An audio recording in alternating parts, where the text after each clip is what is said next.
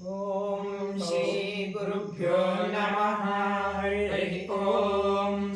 जातवेदसे सुनवामसो ममराके यतो निदहाति वेदः स नः पर्षदति दुर्गाणि विश्वा नामेव सिन्धुं दुरितात्यग्निः तामग्निवर्णां तपसा ज्वलन्तीं वैरोचनीं कर्मफलेषु जुष्टाम् दुर्गां देवीं शरणमहं प्रपद्ये सुतरसि तरसे नमः।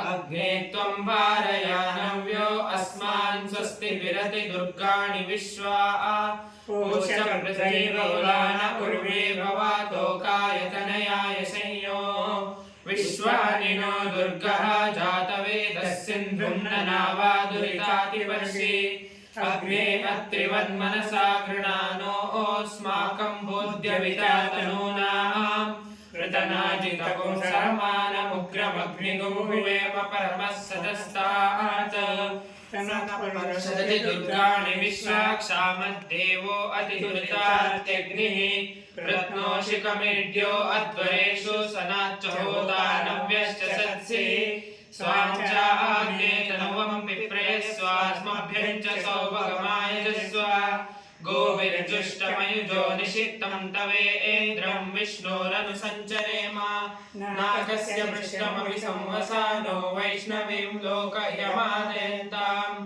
ॐ कात्यायनाय विद्महे कन्याकुमारी धीमहि तन्नो दुर्गे प्रचोदयात्।